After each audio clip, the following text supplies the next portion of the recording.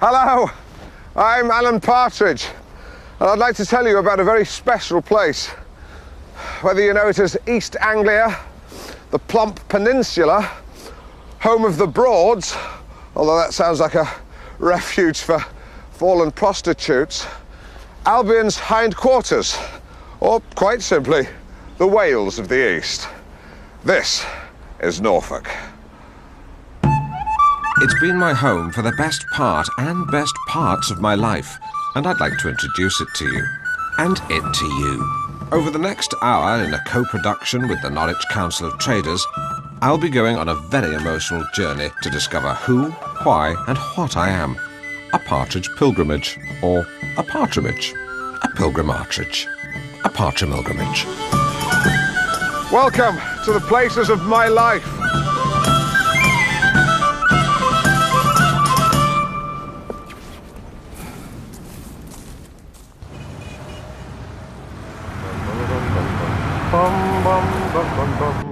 It's 09:30 hours AM, and I'm on my way to work, one of the most important places of my life.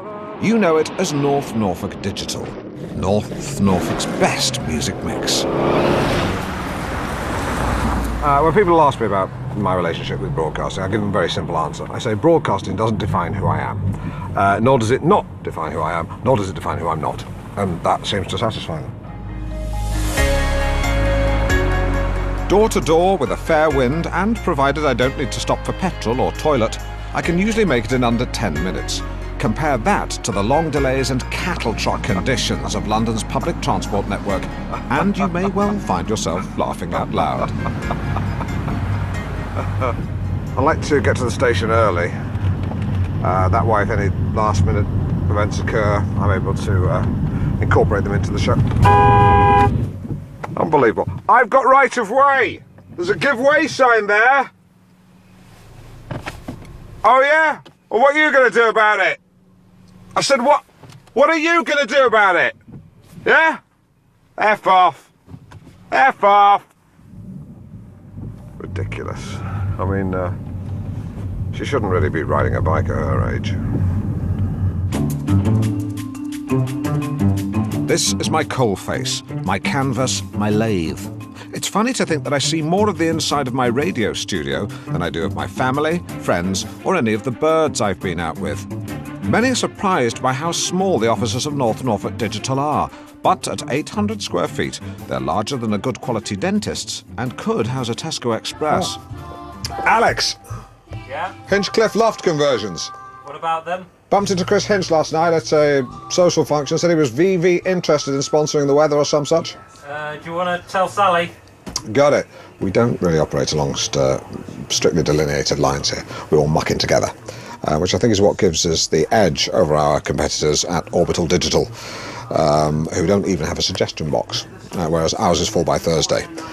So much so that there's no room for any other suggestions. Not even, can we have a bigger suggestion box? So we do encourage ideas from anyone, whatever their status. Can we have herbal as well as PGT? Yep. Should we have a bi-weekly meeting, semi-social in which to pool ideas? Can people please stop using the word obligate as a verb, when the noun is obligation and the verb is to oblige? Sting has described my broadcasting style as conversational, but Ross Kemp nailed it when he said it was equidistant between chit-chat and analysis. If you join us, we're just talking about the word obligate, not to want to repeat myself, similar to yesterday's discussion about people mistakenly using the word repulse when they mean repel. If you find something compulsive, it compels. If something is propulsive, it propels. Ergo, if something is repulsive, it repels. It doesn't repulse. This is Amy Mann with her song If God Was One of Us, which she posits the notion of God being just an old man on the bus. Interesting thought, and anyone who's familiar with late night public transport will realise that many of the old unfortunates do indeed bear a striking resemblance to a scoffy Christ.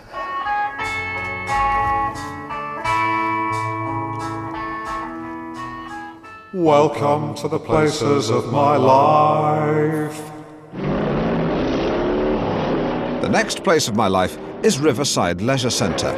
It's 2.2 miles from North Norfolk Digital, and boasts a controversial swooped roof. The space I park in used to be for the disabled, but after lengthy discussions, I got them to rub out the wheelchair. A diet rich in tracker bars and Olivio means that I'm able to lead the kind of physically active life that is simply out of reach for many men of my age, such as Eamon Holmes. Morning. Gate. I come for a swim here as often as I can. It's a good way to relax, and if I come early enough, the water should still be relatively clean. But no amount of chemicals can counter the chance that 4 children in 30 will piss in the pool, and 1 in 100 will go further.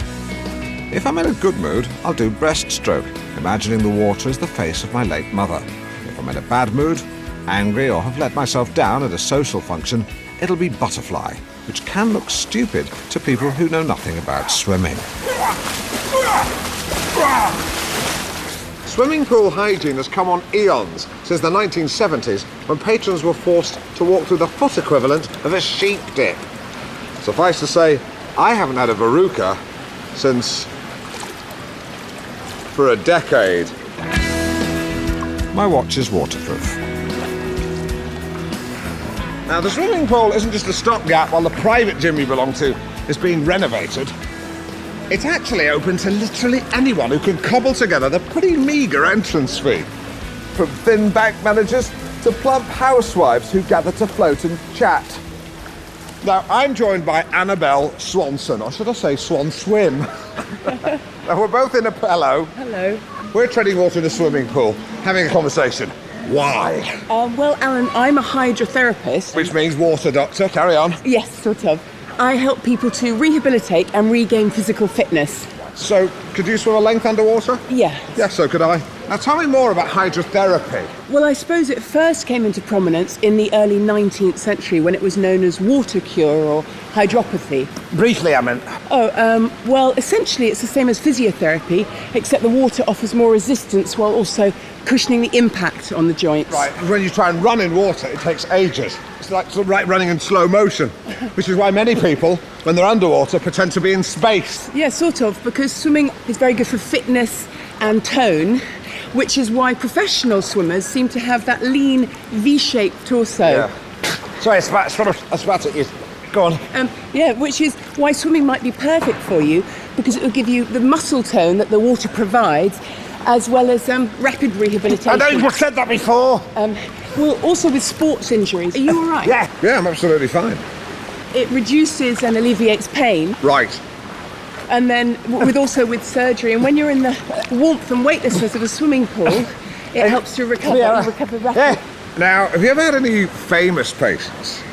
Yes, I've had a few. Who? Right, but presumably if someone asked you to name them, you would say... I don't really want to name patients. Yeah. Exactly. It's patient confidentiality. Annabelle Swanson, thanks very much. Do you want to just hold Yes. Where's the side? You go careful then, Annabelle. Okay. Sorry, you were saying. All and prostitutes.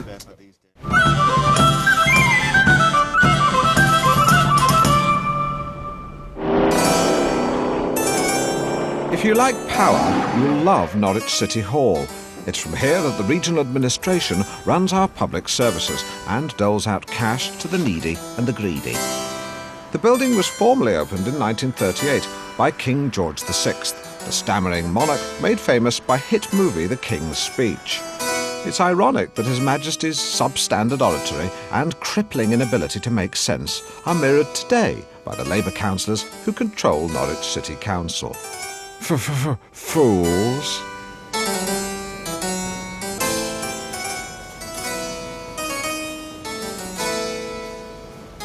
Dizzy. These people may all look like retired pirates, but in actual fact, they're former Lord Mayors of Norwich. Now, despite the Norfolk blackjack, we're a pretty progressive bunch around here. Take our current Lord Mayor, for example. It may surprise you to learn that he is a woman. We've always believed in giving women a fair crack of the whip. Not literally. That would be a dominatrix, which we also have in Norwich. There are currently 3 of them. Yeah, about 3. A few years ago, in this very building, councillors had to summon up every ounce of their political gumption to save a city that was on the verge of being rent asunder. March 2006, and the council have proposed to extend city centre parking fees to beyond 7 p.m.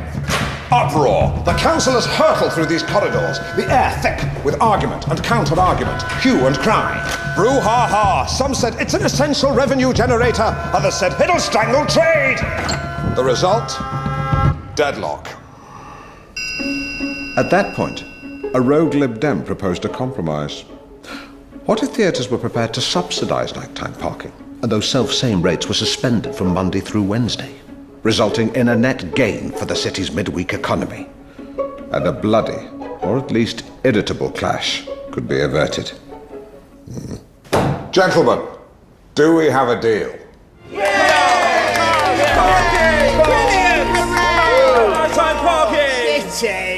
Norwich awoke that morning to peace. But it's incredible to think so few people know how close this city came to a blanket imposition of nighttime parking fees.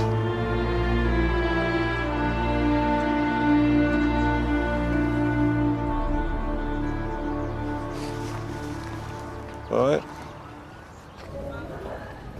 It's a little-known fact that had Hitler successfully invaded, he'd planned to make his victory speech from Norwich City Hall. It's easy to see why. There's a very imposing, brutal quality to the architecture that Hitler would have absolutely loved. But it sends a chill down your spine, even factoring in the cold day.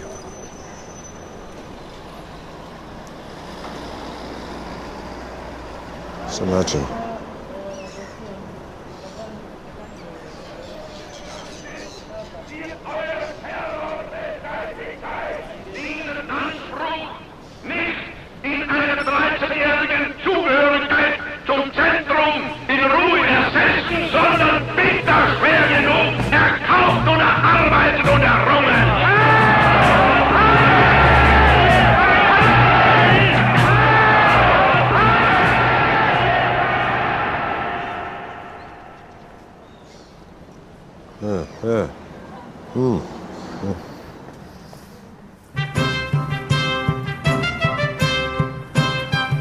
The more I learn about Hitler, the more I dislike him. He was mad. Even the giant copper dogs that flank the entrance to City Hall seem to be giving some sort of canine Nazi salute. Because there are two of them. Can we see that? I recently lobbied the council to suggest that they change the gesture to a thumbs up, a double thumbs up. Exactly what Norwich needs at the moment. My next stopping point is just 50 yards away. Here in the shadow of the City Hall, with its imposing balcony and large Nazi dogs, is Norwich Market. There's been a market here since the 1100s. At £1 a year, that would come in at just under a cool grand. And over all those centuries, very little has changed. Where once there were bear skins and quivers, just substitute that for monkey hats and tat. But perhaps the darkest period in its history came in 1349, when this exact area was visited by the plague.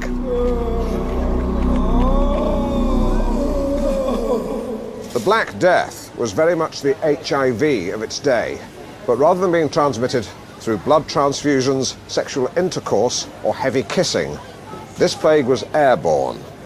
Let me put that in context for you. Flying AIDS. 2 handfuls of sausage meat, please. I do. Today, though, the market is a magnet for tourists, much improved from days gone by when I discovered a snide smurf stuffed with used bandages and a sock for a hat. As a tight-knit bunch, stallholders know anyone stupid enough to steal from them will be cornered by fellow traders even before they reach the market's perimeter and given an absolute pasting. For me, though, the real pleasure is walking around the food stalls. Free samples are designed to guilt-trip you into a purchase, but hold your nerve and you can eat the equivalent of a 3-course meal, absolutely free. And there's FA they can do to stop you. This should be a lot of fun. I'm here with Mike Greatbatch, and Mike's going to give me a chance to have a go at selling some fruit and veg. Well, if you think you're up to it, Alan, it's not as easy as it looks, you know. I think I might have the requisite skills. What do you reckon, lads? Do you reckon he's up to it? I don't know about that. Hey, you just keep an eye on managing your own stalls. What do you reckon, ladies? Do you reckon he's up to it? Don't ask that. I don't know. Well, of course I am. It's menial work. So all you got to do really is just keep it, you know, friendly, chatty, like a little bit cheeky's okay. You know, they love all that. Yeah. Bottom line, just be yourself. Okie doke. Actually, thinking about it, probably best not to be yourself. When I had a go at what he'd been doing for the last 25 years, it was one of the easiest things I've ever done in my life. Twizzle that. What can I get you, darling? See anything you fancy, sweet lips? There you go. You go careful there now, my love. Okay. All right, sugar tits. By just being myself, I exchanged produce for cash time and again. I was particularly good at shifting bananas, some of which were manky. But I liked Mike. In many ways, his larger-than-life personality reminded me of the village idiot of centuries gone by. He would have been well liked by the locals, the willing subject of their friendly banter. Gentle joshing. Could have been his name, actually. But there was also something about Mike on which I couldn't put my finger. These stallholders, with their fast and loose approach to grammar, in particular their cavalier use of apostrophes, were clearly people living on the very fringes of society. Without the market stall to occupy him, one shudders to think what sinister activities Mike would have been drawn to. Perhaps he'd be selling knock-off Teletubbies stuffed with old tampons. Welcome to the places of my life. As fun as it is to shop at the market, my statutory rights are important to me, so I like to do most of my shopping here. News and magazines. Latif, how are you diddling? If you get Guardian, you get a free bottle of water. Yep, but you also get The Guardian. How's things? We chat about everything, from people to politics, from perishables to pornography. More specialist, challenging, niche material at the top. I sometimes feel that I get more out of the conversation than he does. And both legs. It's been a tough 10 years for Muslimic-Christian relations, but for me and Latif, it's never been a problem. The worst that happens is I get slightly overcharged for snacks and gum. And I think that speaks volumes for race relations. Okay. Ta-ta. The Broads Sounds like put that in context for you. not Flying A.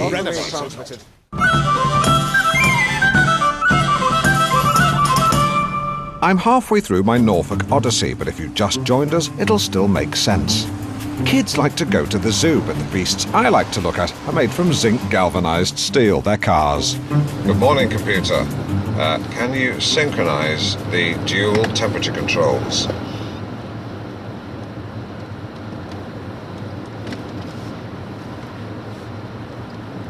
Computer, can you synchronize the dual temperature controls? You know it's not voice activated. Well, why did you just let me say it twice? I thought you were joking. I was. Twice. Twice. The next places of my life are Norfolk's 20-plus car dealerships, and whether you buy British or you have a short memory and are happy to buy Japanese, there's a car for everyone. You've got options, so I mean, if you want to drive it fully automatic and let the car do the work, you can do that. If you prefer semi-automatic, you just knock that to the left, and then use the paddles that you'll see on either side of the steering wheel. Right hand side, up, up, up. Left hand side, down, down, down. Shift. Like you'd find on a motorbike. Paddle shift. I was thinking of test driving the turbo diesel. This is a turbo diesel. I know, not let me finish. The turbo diesel V8 in the full-size Range Rover. No, in the Range Rover Sport.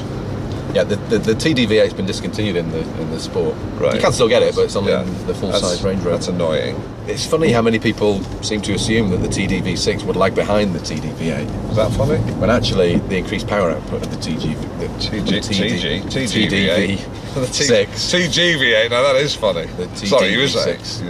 has got increased power output, which means that the difference between that and the TDV8 is negligible, really. Yeah, but I mean, the TDV6 doesn't have the sound of the V8.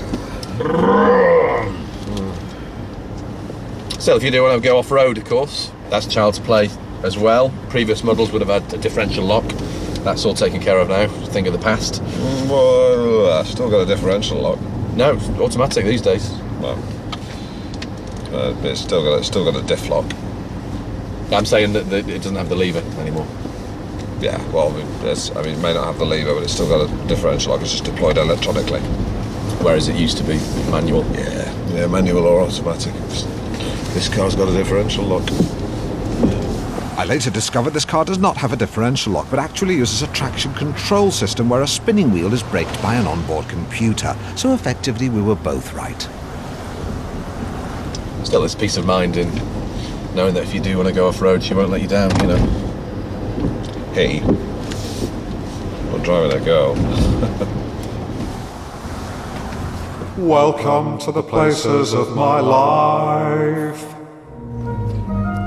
I've come here to St Michael's in Sheringham, a beautiful yet typical proddy Gothic church. It was in this very church that a baby Alan Partridge was lowered into the font and christened. It's always concerned me that fellow Christians subject their young to this gentle form of waterboarding, but it's one of God's rules. I'm joined by the Reverend Richard Hatcher. Reverend, there is the rather lazy stereotype of a graveyard as being somewhere that we're familiar with from horror films, where a hand may emerge from a grave and grab the ankle of an innocent student on holiday. Graveyards are places that are charged with meaning. I mean, I know your parents are both buried here. Yeah, well, they died, so I buried them. So, of course, their graves, and all the graves here, they are symbols of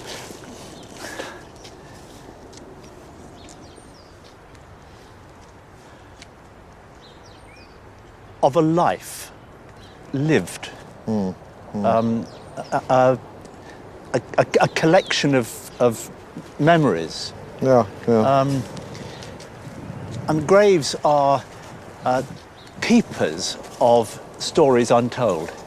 Great name for an album, Keepers of Stories Untold. Can I ask you a question? If you were told quite forcefully to draw a soul, what form would it take, do you think? Be a bit quicker. If you don't speed it up, it'll look hard.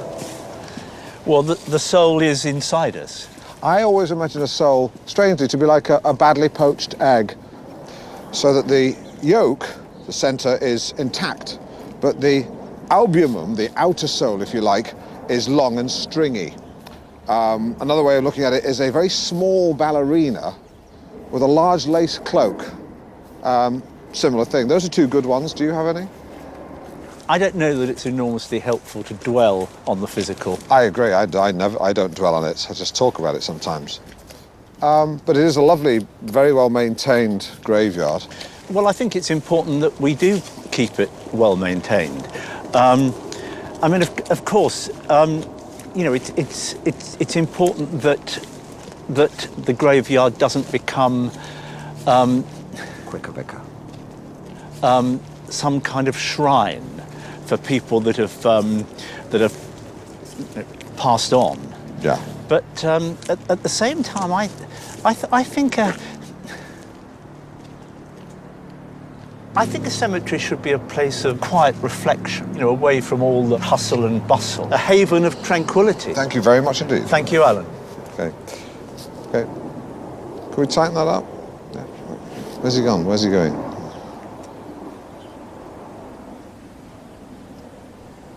What an odd man.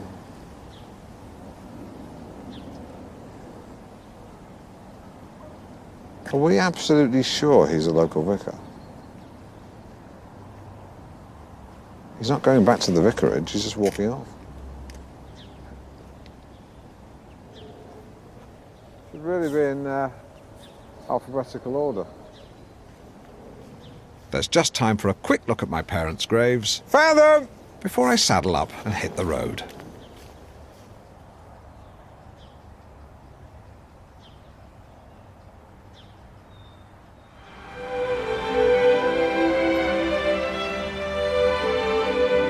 word great has lost a lot of its meaning over the years, which I think is rather sad. We use it to describe anything from a bowl of Frosties to the town of Yarmouth. But there was a time when the word great had real meaning.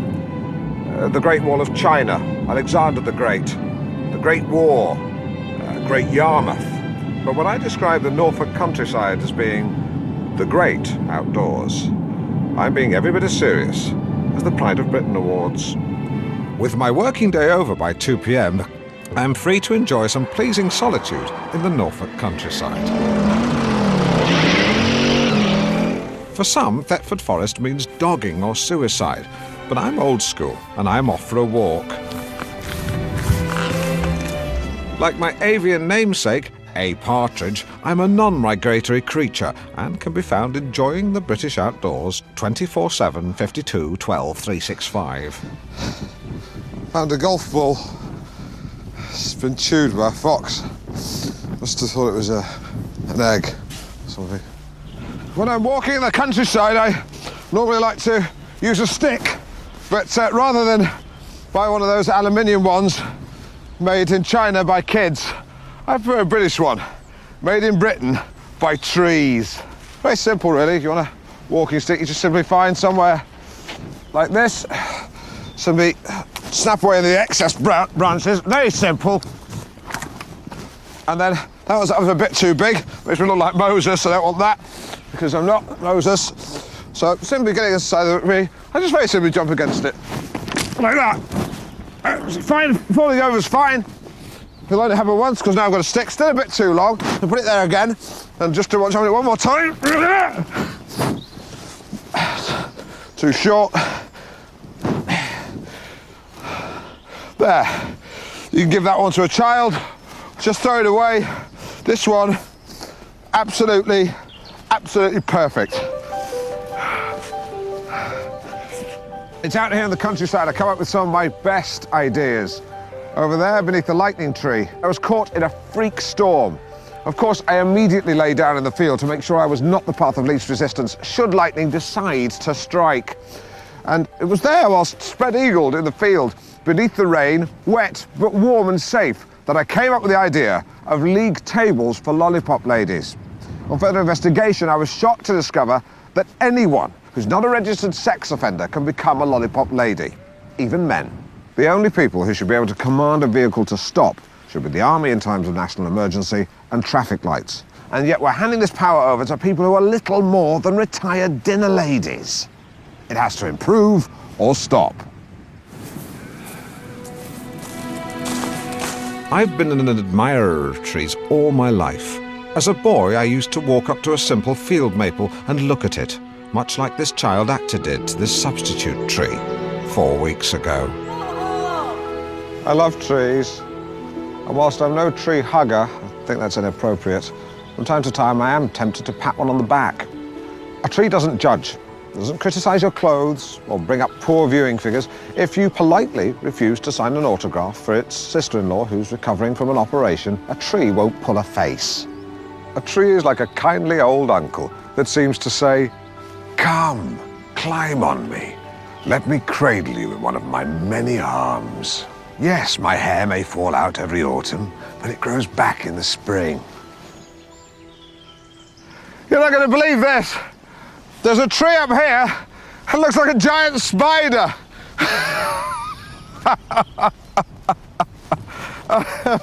You expect many things in the countryside, but one of the things you rarely expect is to have a good old laugh at giant trees. After 2 hours yomping through the lush vegetation of central Norfolk, I'm physically exhausted. When I return to my car, I'll sleep for 15 minutes before turning on the engine and driving home, where I'll have another nap before feeding. Outstanding.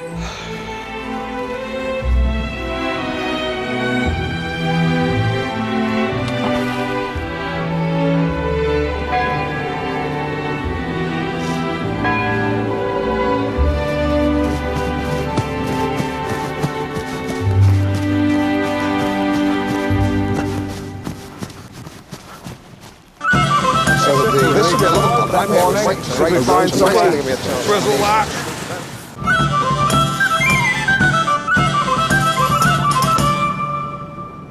don't need to have seen the first 3 quarters of this programme to enjoy the last quarter of my Norfolk Odyssey. To the untrained eye, the people of Norwich can seem a little aimless, but beneath the surface, the city is teeming with clubs and societies. I belong to one. If you think I play bridge with local widows, get ready to be shocked. I ski. And if you think living in England's flattest county is going to stop me, you're just bloody wrong.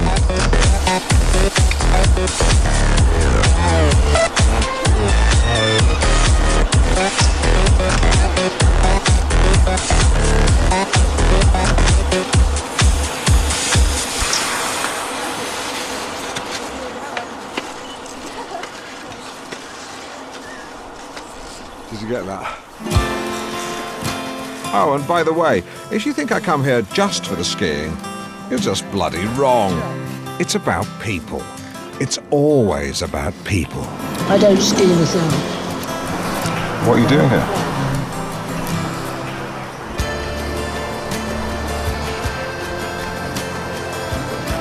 Right, I'm off.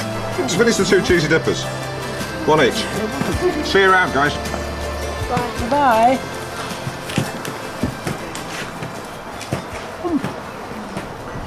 Hey, fine.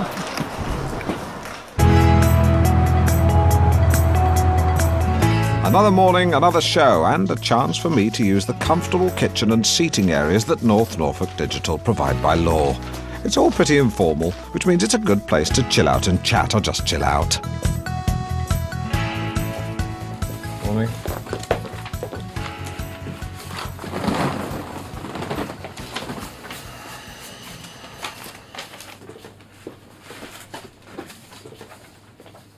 Hello. Right. Did you hear the show yesterday? Yeah. Anything good? I like the voice the food process a bit. Yeah. Yeah. That's funny. I was going to rehearse it, and then I ran out of time. And I thought, just do it, go for it, see what happens. You know, que sera, sera, Yeah, etc. I just came out with it.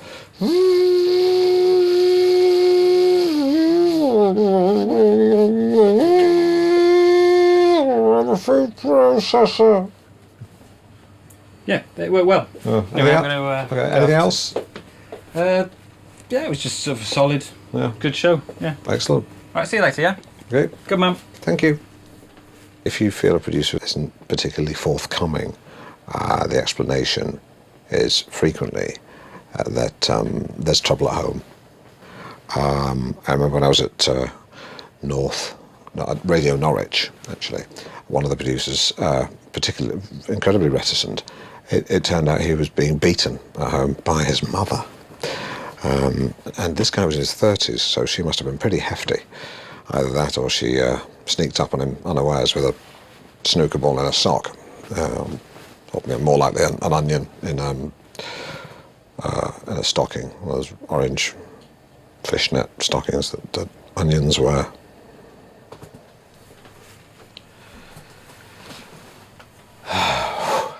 Welcome to the places of my life.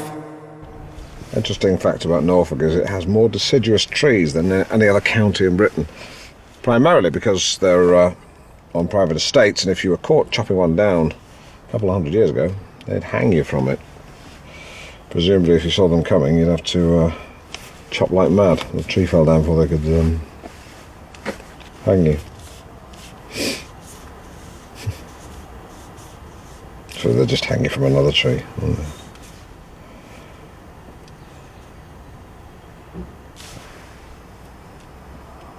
Oh my God.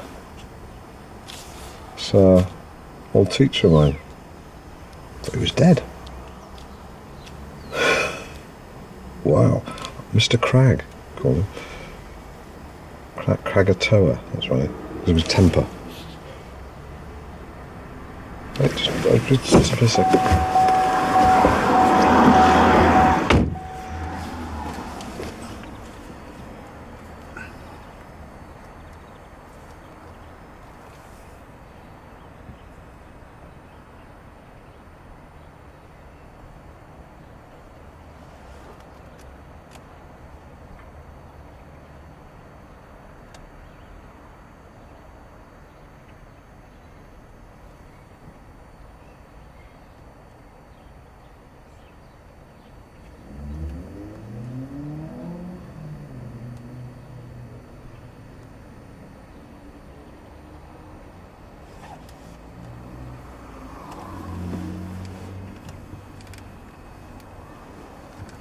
I was pleased that a chance encounter with a former teacher allowed us both to catch up and clear the air.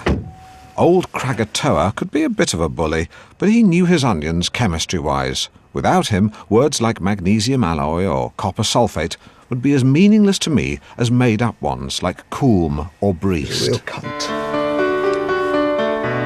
Some people like to place cars in documentaries to try and get a free one, but I'm genuinely just out for a test drive. I love this tan interior. So yeah, it's nice. Someone's taken a bar of Karamak and melted it over the interior. A big one. Yeah, which is excellent. I've always liked the tan interior. It's like sort of a girl in a bikini. Sexy. Sexy, yeah. As if the interior's been on holiday. Yeah, south of France or somewhere. Yeah, or Corfu, guaranteed sunshine. And she's come back all sun-kissed. Or it's mixed race. Oh, hang on. Quickly, Lynn. Hang on a second. Can we take this car off-road? We don't really go off-road on test drives. Call you boss. Hello? What? Oh, that's ridiculous. They can't move it forward like that. That's why. Why are they doing that? Why don't you ask? I'm doing a test drive with Alan Partridge. Lynn, you're my first line of defence. You just rolled over. Let them tickle your belly. Alan Partridge. No, Lynn. He's a presenter on North Norfolk Digital. Well, your problem is you want radio. everyone to like you, even administrative staff. Oh, we're getting the new demonstrator on Monday. Well, I don't know what to... Brilliant, yeah. Okay, what to do now, Lynn? Good money, mate. Home run. Don't say that. Okay, I'll see I'm you already later. worried as it is. Your bedside manner is atrocious. Okay, mate. Don't ever become a doctor. Not that you're likely to. The 6 years of medical school take you up to, I don't know, what, 70 years old? And then the only person that'll let you examine is yourself, and God knows what you'll find. 3:30 right now. I'll pop in myself tomorrow. Don't just test driving the new Range Rover. No, it's not a Freelander, Lynn. Yeah, he says it's fine to go off-road. No, I just want to go back to the dealership. Really? I thought you were quite keen to... Oh, I just want to drive on ordinary roads.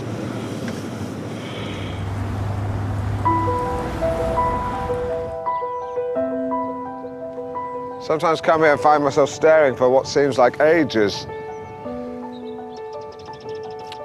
On one occasion, I thought at least an hour had passed. When I looked down at my watch, it had only been 45 minutes. I like to come here sometimes and stand one side of the fence and look at all those sheep on the other side of the fence. And I like to imagine each one of them as various people who wronged me in the past.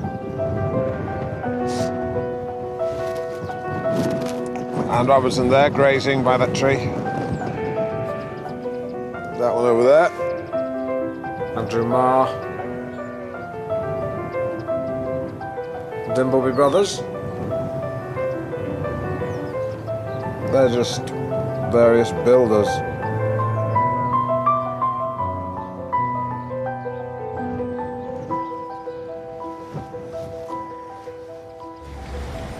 I was born in the Queen Elizabeth Hospital in King's Lynn, and so I often like to pay a visit to the similar but private hospital in Norwich to rub shoulders with top medical specialists, some of whom are British.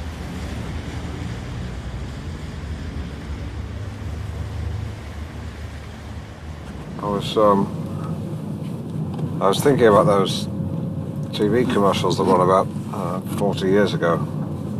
It's one of those ones for Pepsi and Coke. You know, can you tell the difference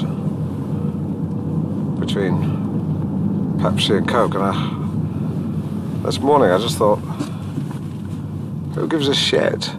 I mean, what a colossal waste of everyone's time.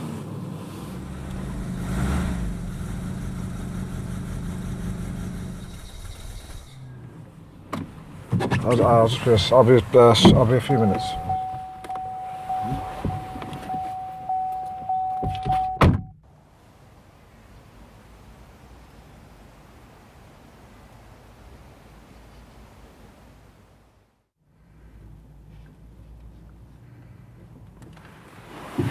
Oh, what's a choc ice? catch. You're not later. I'm all right, thanks. Oh, I'm starving. Absolutely famished. As important as all these places are, when I want to blow away the cobwebs or celebrate good news, there's only one thing I like to do. I get knocked down, but I get up again.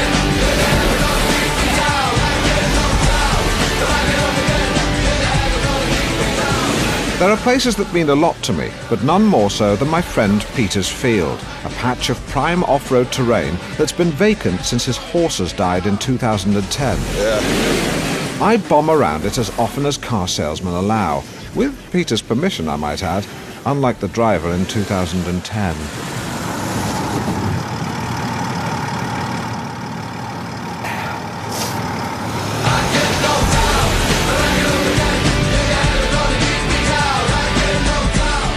Those are the places of my life. They're who I am. Without them, I'd be a turtle with no shell, a songbird with no voice, a partridge with no Allen. Goodbye.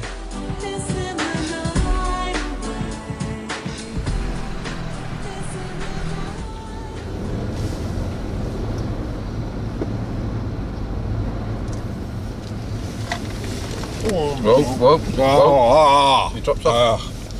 Yeah. I think you dropped off there. Dropped off. Sorry.